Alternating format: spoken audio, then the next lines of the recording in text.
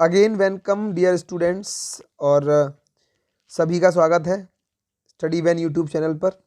Part 3 आ चुका है chapter number 2 का। हम लोगों ने पिछली प्रीवियस वीडियो में disease causing micro organisms in animals इससे पहले कंप्लीट करा दिया है, और जिस भी बच्चे ने वो नहीं देखी है वो उसको जाकर देख सकता है, और लिंक मैं आपको डिस्क्रिप्शन में दे दूंगा।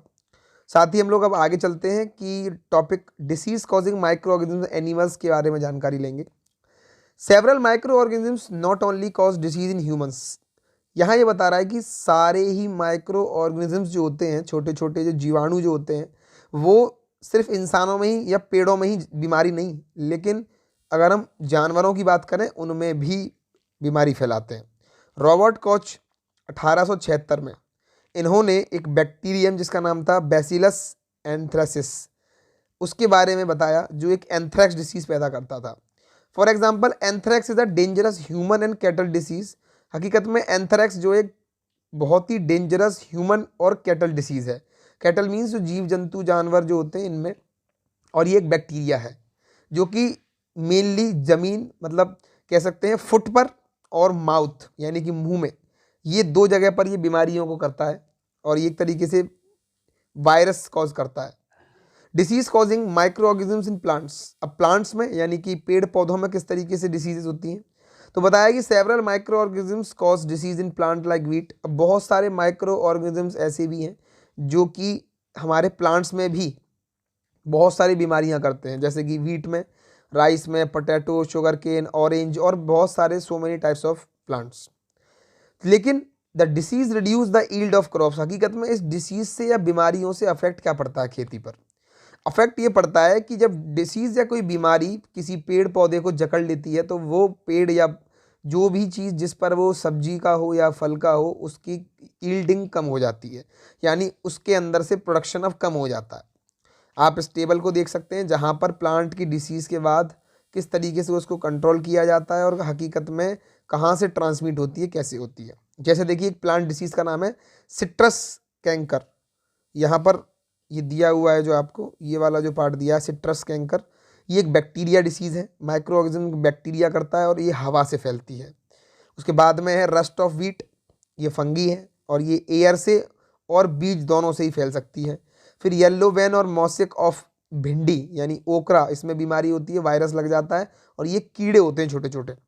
चलिए आगे।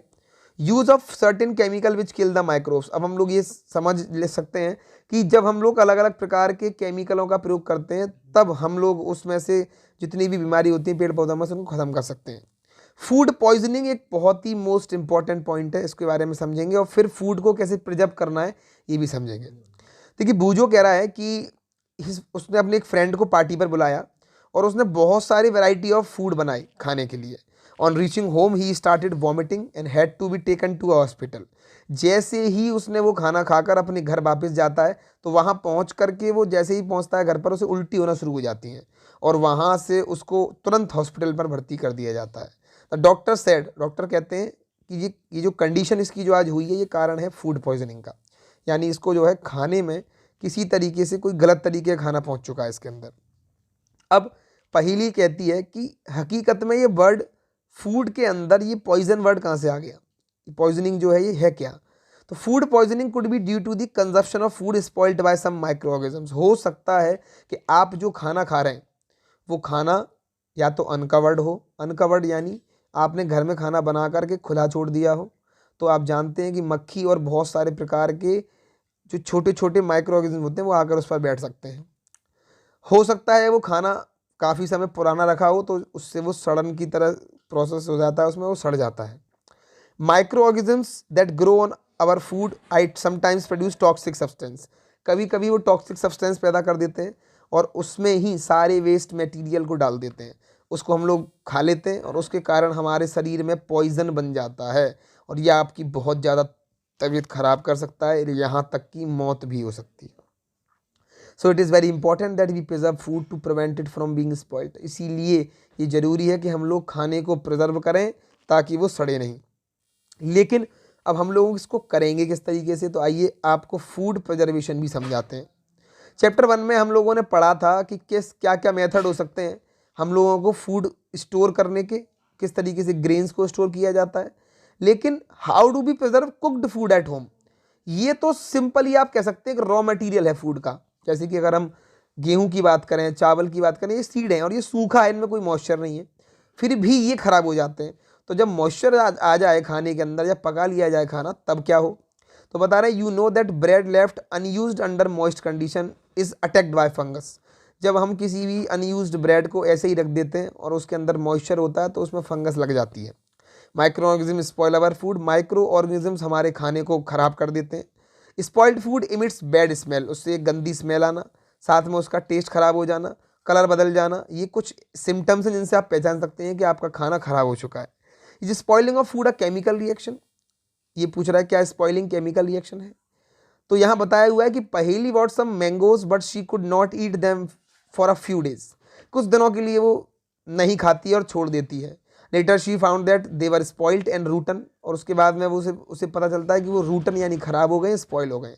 But she knows that the mango pickle her grandmother make does not spoil for a long time. लेकिन उसको एक चीज़ याद आती है कि उसकी दादी माँ जब अचार डालती थी तो वो अचार तो कभी खराब नहीं होता था। तो वो कन्फ्यूज्ड है। अब कन्फ्यूज़न ही कन्फ्यूज़न है, सॉल्यूशन तो पता नहीं। लेकिन हम लोग आगे चलते हैं, फिर समझते हैं, देखिए क्या सॉल्यूशन है इसका। बताया कि चलिए अब समझते हैं कुछ कॉमन मेथड जिनसे हम लोग खाने को प्रिजर्व कर सकते हैं और हम उसको बचा सकते हैं माइक्रो ऑर्गेनिजम्स के अटैक से। सबसे पहला मेथड है chemical method. Salt and edible oils are the common chemical generally use to check the growth of micro organisms. हकीकत में सॉल्ट या ईडेबल ऑयल्स, हम लोग ये एक केमिकल जनरली प्रोसेस है जिससे हम लोग चेक कर सकते हैं ग्रोथ माइक्रो ऑर्गेनिज्म की हो रही है या नहीं। देयरफॉर इनको हम लोग प्रिजर्वेटिव्स भी कहते हैं। वी एड सॉल्ट और acid preservatives to pickle to prevent the attack of microbes. अब अगर आपको माइक्रो ऑर्गेनिजम्स के अटैक से बचाना है किसी चीज़ को, तो हम उसमें नमक या फिर उसमें ऑयल ऐड कर देते हैं। सोडियम बेंजोनेट और sodium meta bisulphite are common preservatives, ये सॉल्ट है। These are also use in jams and squashes to check their spoilage. ये जेम्स और स्क्वैशेस जो होते हैं इनके लिए भी हम लोग चेक करते हैं कि स्पॉइल तो नहीं है। हम लोग कॉमन सॉल्ट डाल करके भी प्रिजर्व कर सकते हैं। जैसे common salt has been use to preserve meat and fish for ages. हम लोग कॉमन सॉल्ट डाल करके मीट को और फिशेस को काफ़ी समय तक बचा कर रख सकते हैं, उन पर नमक छिड़क कर। मीट हो फिश हो ये कवर की जाती है ड्राई सॉल्ट से, और इनमें हम लोग चेक करते हैं कि इनके अंदर ग्रोथ तो नहीं हो रही बैक्टीरिया की। Salting is also use to preserve amla. आंवला को भी हम लोग रॉक मैंगो को और टैमरिंड यानी जो आपकी इमली होती है उसको भी हम लोग नमक से बचा सकते हैं। प्रिजर्वेशन बाय शुगर, चीनी से बचाना। जैम जेली स्क्वैशेस ये सब प्रिजर्व किए जाते हैं शुगर से। Sugar reduce the moisture content, हकीकत में शुगर सारे मॉइस्चर को सोख लेती है और उसके अंदर inhibits the growth of bacteria with spoiling food. Food spoil नहीं होने देती और खाने को बचा कर रखती है। ऑयल विनेगर से भी हम लोग कर सकते हैं। बोल रहा है कि use of oil and vinegar prevents spoilage of pickle. हकीकत में अचार का जो स्पॉइलेज होता है उसको प्रिवेंट करने के लिए भी हम लोग विनेगर का और किसी भी तरीके से ऑयल का यूज़ कर सकते हैं, क्योंकि बैक्टीरिया हमारे जिंदा नहीं रह सकते किसी भी ऑयली इन्वायरमेंट के अंदर। वेजिटेबल हो, फ्रूट हो, फिश हो, मीट हो, ये सब प्रिजर्व की जाती है इसी मेथड से। हीट और cold treatments, you must have also observe your mother boiling milk before it is stored और यूज। हकीकत में जब हम उसको स्टोर करते हैं दूध को या यूज़ करते हैं उससे पहले उसे गर्म किया जाता है। हकीकत में गर्म करने से उसके अंदर के माइक्रो ऑर्गेनिजम्स मर जाते हैं, इस कारण से हम लोगों को जो खाना मिलता है वो प्रॉपर तरीके से हम लोग उसको इस रेफ्रिजरेटर में रख देते हैं जिससे कि अब वो ख़राब नहीं होने वाला। लो टेम्परेचर के अंदर inhibits the growth of microbes, वहाँ पर बहुत कम चांस होते हैं कि माइक्रो ऑर्गेनिजम्स ग्रोथ कर पाएंगे। Why does the milk that come in the packet not spoil, जो पैकेट में दूध आता है वो क्यों स्पॉइल नहीं होता। My mother told me that the milk is pasteurised, हकीकत में वो मिल्क पैस्चराइज्ड मिल्क है। अब ये पैस्चराइज्ड मिल्क क्या होता है, तो बताया कि pasteurised milk can be consume without boiling as it is free from harmful microbes. क्योंकि जो पैस्चराइज्ड मिल्क होता है इसको हम लोग बिना बॉयल करे यूज़ कर सकते हैं और किसी भी माइक्रोब से दूर होता है ये जो मिल्क होता है।